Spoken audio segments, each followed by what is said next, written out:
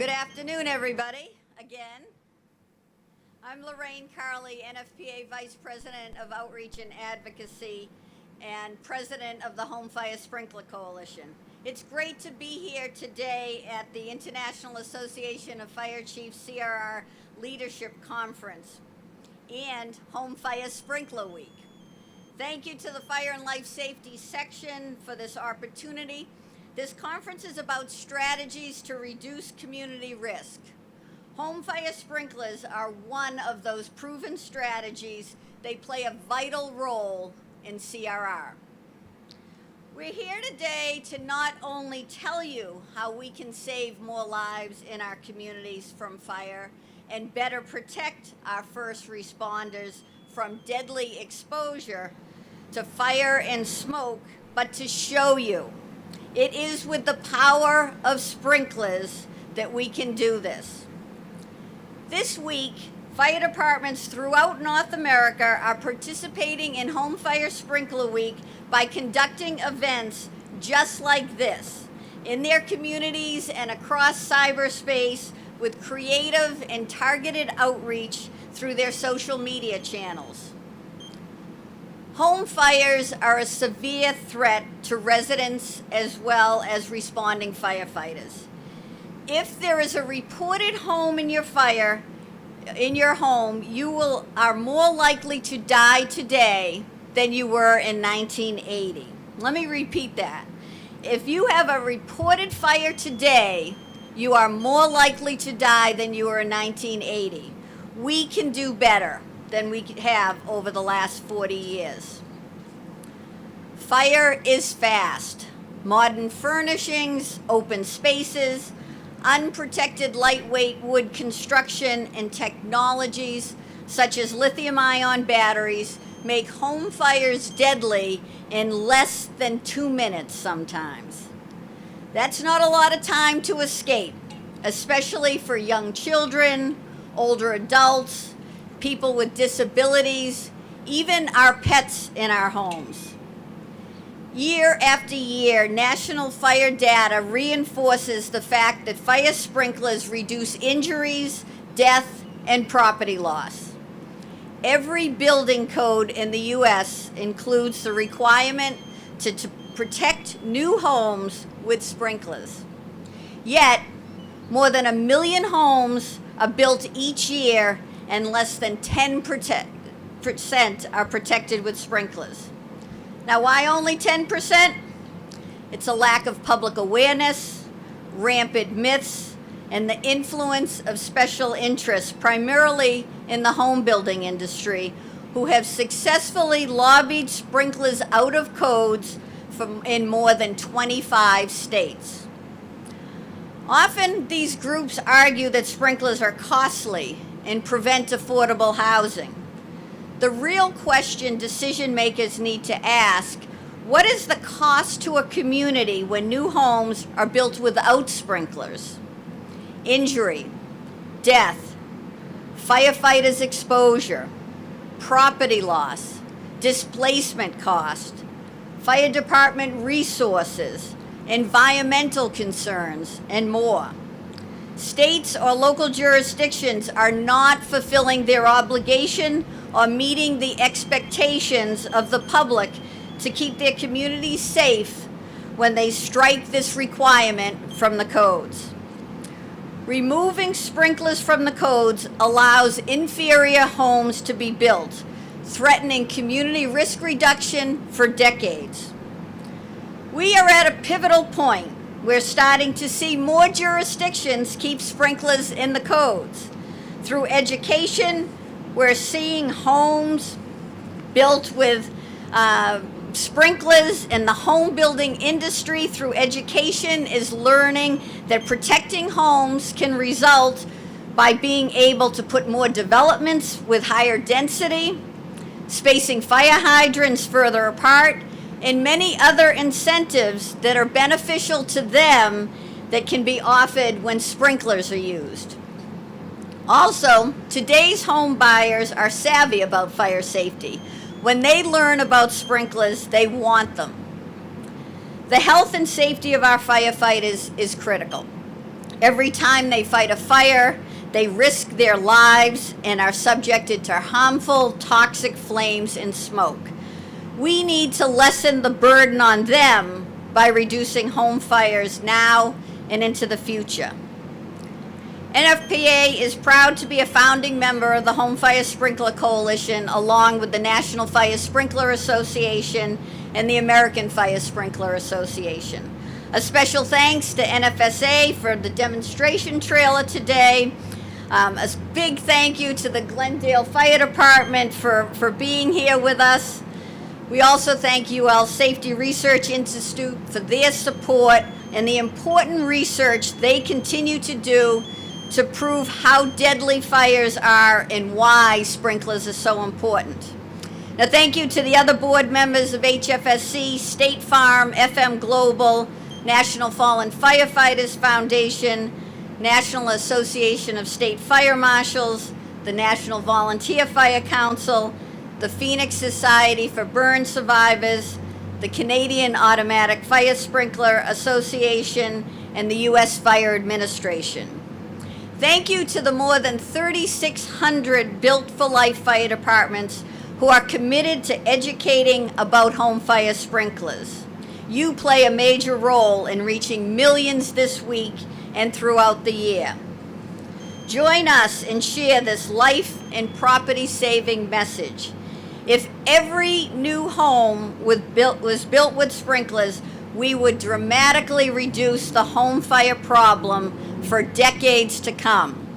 Home fire sprinklers are simply the best way to protect civilians and first responders from fire. Now I'd like to introduce Zoe Susice, Senior Director of Research Amplification for the Fire Safety Research Institute, part of UL Research Institute.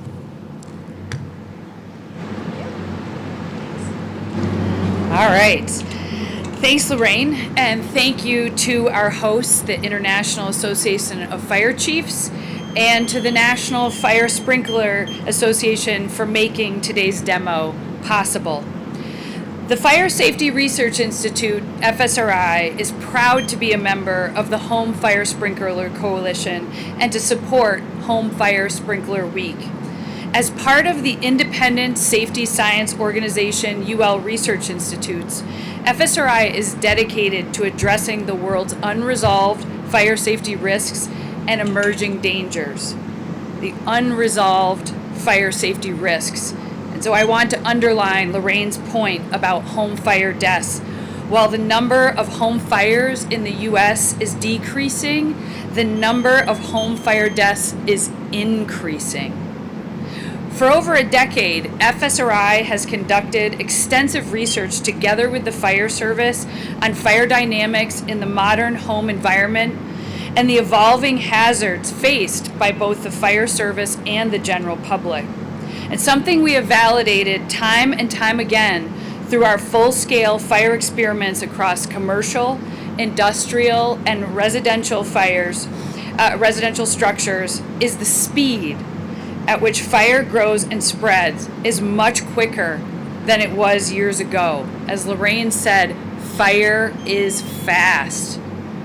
In our recent collaborative research study with the Fire Department of New York, called Examining the Fire Safety Hazards of Lithium-ion Battery-Powered E-Mobility Devices in Homes, we saw rooms flash over in less than 1 minute from the first sign of failure from the battery in a lithium-ion powered e-scooter going into thermal runaway.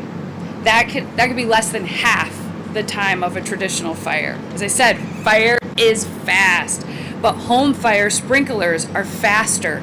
In those experiments we conducted where we added a home fire sprinkler to the room of the e-scooter fire, while the residential sprinkler, of course, does not prevent the initial event from happening, it does contain it, which no fire service could do within the 20 to 30 seconds in terms of response time. So having home fire sprinklers is to some degree like having a firefighter with you in your home 24 hours a day. In addition to FSRI's research findings, I'm excited to share that our UL Research Institute's colleagues in the Office of Research Experiences and Education have partnered with the NFSA on a collection of educational resources that explore the science of how residential sprinklers work as an effective measure for containing a home fire. This new STEM learning pathway for middle school science teachers to use in their classrooms to help raise awareness of sprinkler operations and benefits can be found today live at explorelabs.org. So go check it out. Thank you, and I'll turn it back over to Lorraine. Thank you, Zoe. Now I'll turn it over to Josh Waldo, Fire Chief of Bozeman, Montana Fire Department and incoming President of the International Association of Fire Chiefs. Chief Waldo will walk us through this fire and sprinkler demonstration. Chief? Well, good afternoon, and thank you for being here today as we talk about a critical tool that we have for keeping residents safe. As we celebrate Home Fire Safety Week, we have a great conference here. Hats off to the Fire and Life Safety section. What an incredible event. And we're here today to give you a demonstration of just exactly how these sprinklers work and the value of these sprinklers. Lorraine told you as she was giving her remarks, today most people have less than 2 minutes to safely evacuate a residence. If you think about our standards, we give our dispatch center 1 minute to process the call. We give our firefighters just over a minute to get dressed. In some situations, we're not even out the door and it's too late. That is why we need to continue to advocate and push for residential sprinklers in all new occupancies to keep our citizens safe. So we're going to start today with the sprinkled side. I'm going to walk you through it real quick before we take off. Once we ignite this, you're going to hear the smoke alarm go off pretty quick. I would say 10 to 15 seconds. Pretty quick after that, you're going to hear what sounds like a pop. And what that is that's the sprinkler head activating. You're going to see the water come in, suppress this fire, contain it until our firefighters can show up, finish this up. I'm going to point out that we're going to do this today with a water can. We don't even need a fire hose to come in and finish what the sprinkler has already done for us. So this will go pretty quick on this side. We want to make sure that everybody's prepared, especially our folks at home. Got to get all our cameras in the right angles here, folks. So while she's adjusting, as a reminder, this sprinkler head's going to go off at 155 degrees. Now that's 155 degrees at the ceiling, so you could be on this couch, in this chair, you name it, asleep, and you're going to see the value of having that sprinkler watching over you.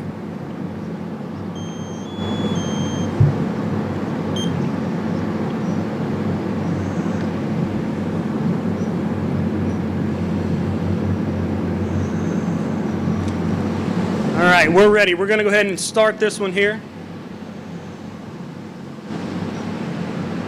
Again, these rooms are identical, the same furnishings in both sides. We want to be able to show you apples to apples comparisons of what it's like to have a sprinkler and not have a sprinkler.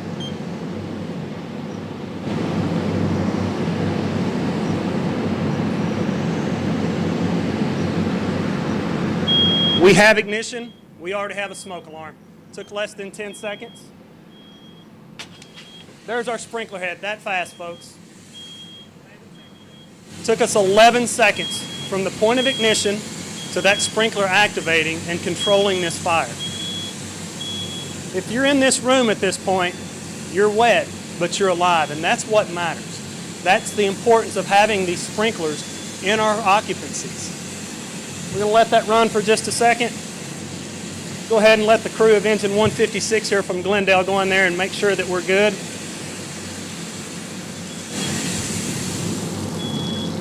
We've shut our sprinkler off at this point. Now keep in mind, folks, 11 seconds we had a sprinkler activation. Someone hadn't even called this fire in that fast. And we already had suppression and control of this fire from a single sprinkler head. Our fire crews, as good as they are, we're still 6 or 7 minutes from notification once we go through the entire process, at best 6 or 7 minutes, to show up and check on this situation. So our crews are in there. We're going to take that smoke alarm down so as we move to the next side, I can keep talking and we're not trying to talk over the smoke alarm. Just as we would on a standard alarm, they're going to make sure that the fire's completely out.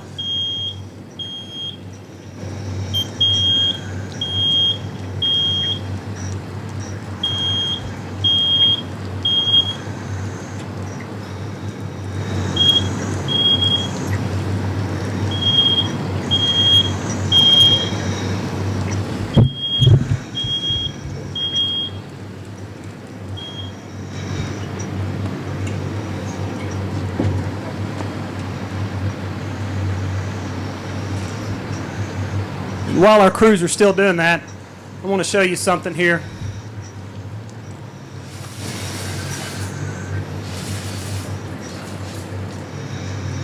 This is today's paper.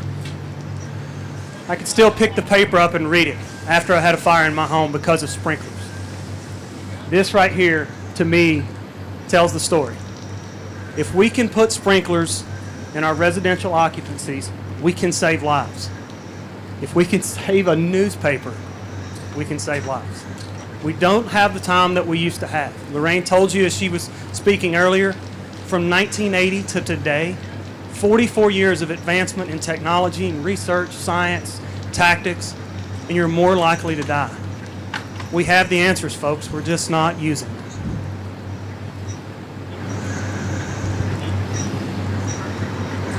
How we doing, Kat?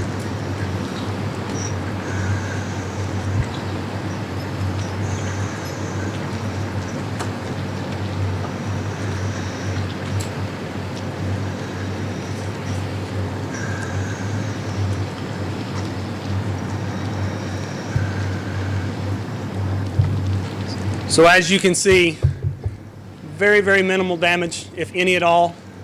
We could dry this room out. We're back in it in no time. Most importantly, anybody who is in that room is alive. That's what's important. So we're going to transition over now, and we'll go to the unsprinkled side. A little bit similar process to start. We will have ignition. You'll hear the smoke alarm go pretty quick. What you're not going to see this time is that sprinkler activation. We'll let this room run for a few minutes. We'll try to get it to flash over. We'll see where it goes. For my folks in the front row, you may need to step back. If you do, that's perfectly fine. Just be mindful, we do have folks watching at home today with our cameras here, so just don't step to your right. Just go straight back or to your left and watch the fire hose. Please do not step on that. Crews, are we ready? All right, fantastic. We will go ahead and start ignition on our unsprinkled side.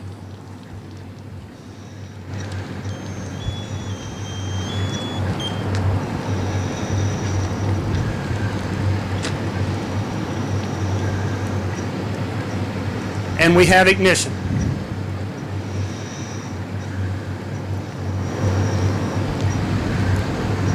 We've already got fire starting up the curtain.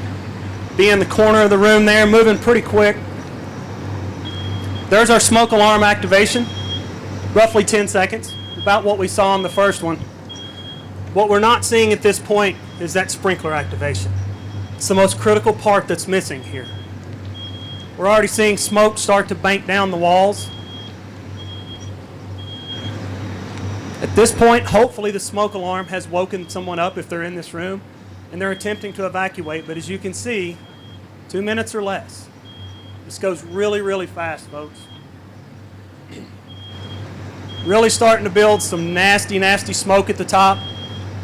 Starting to bank down, getting lower. We're probably halfway down the room at this point. It's full of smoke. The couch is pretty well involved. Let's step to the side and get out of our camera here.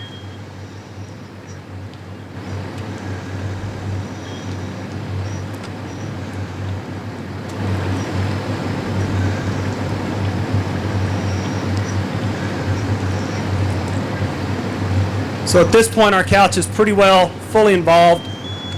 If you're in this room, your odds are pretty low. We're starting to see the fire now move through the smoke. We are not far from flashover at this point, folks. starting to bank down. Here we go. We'll let it go for just a few more minutes here, or seconds. Let the chair go. Carpet's starting to roll. All right, Cap, go ahead.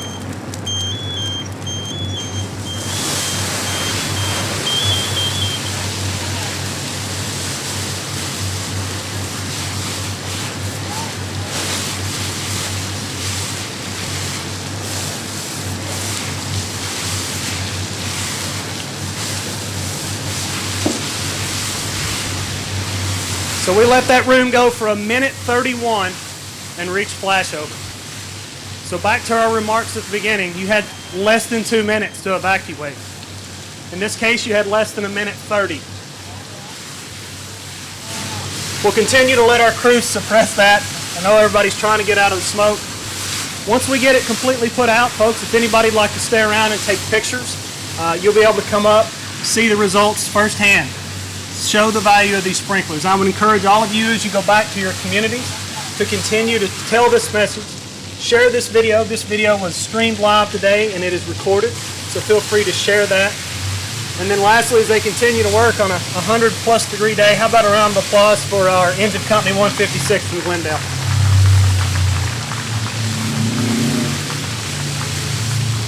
Thank you very much. Feel free to stick around. I'm going to turn it back over to Lorraine at this point. Thank you, everybody. Thanks for coming. You know, we often say that a picture is worth 1,000 words. Well, today, this picture is worth thousands of lives. This was a very vivid demonstration of how fast fire is and the fact that sprinklers are faster. So thank you for joining with us. And again, share this message in your communities. Feel free to stick around. You'll be able to take a little bit of a closer look. But thank you for being here.